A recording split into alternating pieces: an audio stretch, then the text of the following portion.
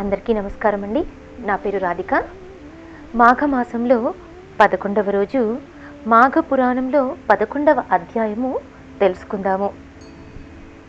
ముందుగా ఇప్పటివరకు ఇంకా ఎవరైనా నా ఛానల్ని సబ్స్క్రైబ్ చేసుకుని వాళ్ళు ఉంటే దయచేసి నా ఛానల్ని సబ్స్క్రైబ్ చేసుకుని పక్కనే ఉన్న గంట సింబల్ని ప్రెస్ చేయండి.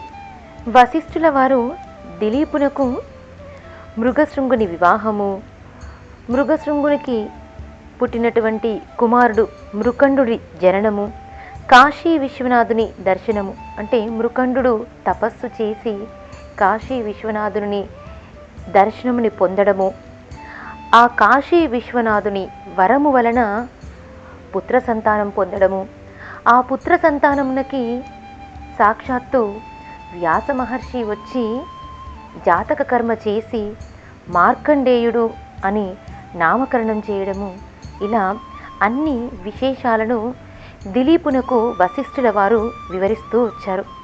మహారాజా, మార్కండేయుని గురించి వివరింతును, శ్రద్ధగా వినుము అని వశిష్ఠుల వారు ఈ విధంగా చెప్పడం ఆరంభించారు. మార్కండేయుని ఆయువు 16 సంవత్సరములు మాత్రమే. రోజులు గడుచుచున్న కొలది తల్లిదండ్రులకు దిగులు ఎక్కువచున్నది.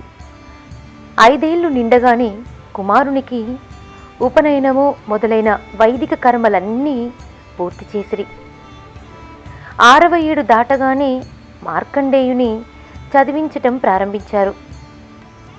అతడు తన తండ్రి వలనే అతి తక్కువ సమయంలోనే సకల శాస్త్రములు, వేదాంత పురాణ ఇతిహాసములు, స్మృతులు పఠించి గుణవంతుడు అని ప్రశంసలను పొందాడు. కుమారా, నీవు పసితనమందే సకల శాస్త్రములు అభ్యసించి నీ బుద్ధి కుశలతచే అందరి మన్ననలను పొందుచున్నావు. అందులకు మేమెంతయో ఆనందించుచున్నాము. అయినను గురువుల ఎడ, పెద్దల ఎడ, బ్రాహ్మణుల ఎడ మరింత భక్తిభావంతో మెలగవలయును. వారి ఆశీస్సులు నీకు మంగళకరమగును.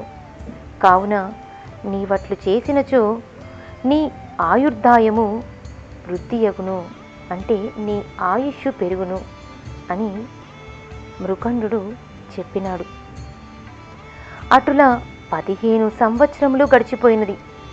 రోజు రోజుకి తల్లిదండ్రుల ఆందోళన, భయము ఎక్కువగుచున్నవి. పరమశివుని వరప్రసాదుడగు మార్కండేయుని జన్మదినోత్సవము చేయవలనని తలచి మహర్షులందరకు ఆహ్వానములు పంపించినారు. మునీశ్వరులు, గురువర్యులు మొదలగు వారందరూ మృకండుని ఆశ్రమానికి వచ్చిరి. అందుకు మృకండు ఎంతగానో ఆనందించి అతిథి సత్కారములు చేసెను. మార్కండేయుడు వచ్చిన పెద్దలందరకు నమస్కరించాడు. అటులనే వశిష్ఠుల వారికి కూడా నమస్కరించగా అతడు మార్కండేయుని వారించెను. అటుల చేసినందులకు అందరూ ఆశ్చర్యపడి, మహానుభావ, మీరట్లు వారించుటకు కారణమేమి అని ప్రశ్నించారు. అంతా వశిష్ఠుల వారు, ఈ బాలుడు కొద్ది దినములలో మరణించగలడు. మీరందరూ ఇతనిని దీర్ఘాయుష్మంతుడవు కమ్ము అని దీవించితిరి గదా, అదెటులాగును? ఇతని ఆయుర్దాయము 16 ఏండ్లే కదా. ఇప్పుడు 15వ జన్మదినోత్సవము జరుపుతున్నారు. పరమేశ్వరుడు ఇచ్చిన వరము ప్రకారము ఇతడు 1 సంవత్సరమే జీవించును అని చెప్పారు. అంతవరకు మార్కండేయుని దీవించిన మునీశ్వరులందరూ చాలా విచారించారు. చిరంజీవివై వర్ధిల్లుమని దీవించినందున వారి వాక్కు అమంగళమగునని బాధపడి, దీనికి మార్గాంతరము లేదా అని వశిష్ఠుల వారినే ప్రశ్నించారు. వశిష్ఠుడు కొంతసేపు ఆలోచించి, మునితత్తములారా వినుడు, మనమందరము ఈ మార్కండేయుని వెంటబెట్టుకుని బ్రహ్మదేవుని వద్దకు పోవుదము రండి అని పలికి తమ వెంట ఆ మార్కండేయుని తోడ్కొనిపోయిరి. మునీశ్వరుల ఆగమనమునకు బ్రహ్మ ఎంతగానో సంతోషించెను. మునులందరితో పాటు మార్కండేయుడు కూడా బ్రహ్మకు నమస్కరించగా బ్రహ్మ చిరంజీవిగా జీవించు నాయనా అని దీవించెను. అప్పుడు వశిష్ఠ మహర్షి మార్కండేయుని జన్మ వృత్తాంతమును బ్రహ్మకు వివరించెను.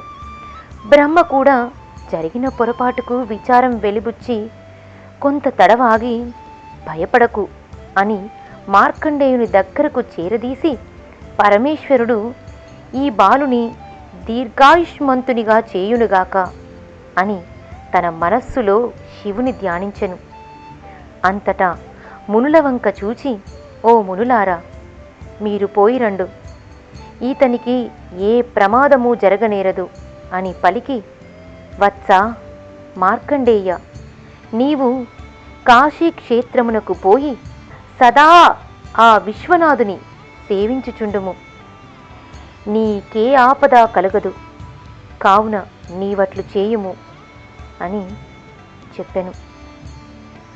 మార్కండేయుడు గృహమునకు వచ్చి తల్లిదండ్రులకు నమస్కరించి, కాశీ విశ్వనాథుని సేవించి వచ్చెదను, నాకు అనుజ్ఞ నిమ్మని కోరగా మృకండు అతని భార్యయు కొడుకు యొక్క ఎడబాటునకు కడు దుఃఖించిరి.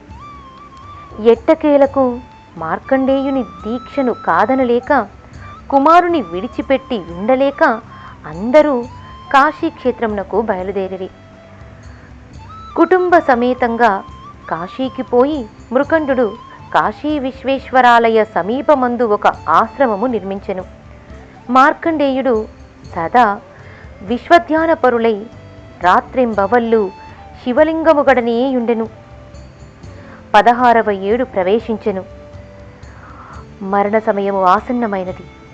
యముడు తన భటులతో మార్కండేయుని ప్రాణములు గొనితెమ్మని ఆజ్ఞాపించెను. యమభటులు మార్కండేయుని ప్రాణములు కొనిపోవుటకు శివ సన్నిధిని ధ్యానము చేసుకొనుచున్న మార్కండేయుని కడకు వచ్చేసరికి భటులు ఆ సమీపమందు నిలవలేకపోయిరి. కాలపాశము విసురుటకు చేతులు ఎత్తలేకపోయిరి. మార్కండేయుని చుట్టూ మహా తేజస్సు ఆవరించినది. ఆ తేజస్సు యమభటులపై అగ్ని కణము వలె బాధించెను. ఆ బాధ కోర్వలేక భటులు పోయి జరిగిన వృత్తాంతమును యమునకు వివరించగా యముడు ఆశ్చర్యపడి తానే స్వయముగా మార్కండేయునిపై కాలపాశము విసిరెను. మార్కండేయుడు కన్నులు తెరిచి చూచుసరికి యముడు తన ప్రాణములను తీసుకుపోవ సిద్ధముగా నుండగా మార్కండేయుడు భయపడి శివలింగమును కౌగిలించుకొని ధ్యానించుసరికి కైలాసవాసుడకు పార్వతీపతి తన భక్తిని ఆక్రందనను వినిపించుసరికి మహారౌద్రాకారముతో శివలింగమును చీల్చుకొని వచ్చి త్రిశూలముతో యముని సంవారించి మార్కండేయుని రక్షించెను. యముడు చనిపోవుట చూచి అష్టదిక్పాలకులు బ్రహ్మాది దేవతలు వచ్చి శివుని అనేక విధములా ప్రార్థించి జటాధారి కోపమును చల్లార్చి, మహేషా, యముడు తన కర్తవ్యమును నెరవేర్చినాడు. తన వరప్రసాదుడగు మార్కండేయునికి 16 ఏండ్లు మాత్రమే ఆయువునిచ్చితిరి గదా. అతని ఆయువు నిండిన వెంటనే యముడు ప్రాణములు తీయుటకు వచ్చెను. మార్కండేయుని చిరంజీవిగా చేసితిరి. అందులకు మేము ఎంతగానో ఆనందించుచున్నాము. కానీ ధర్మపాలన నిమిత్తం యముడు లేకుండుట లోటు కదా.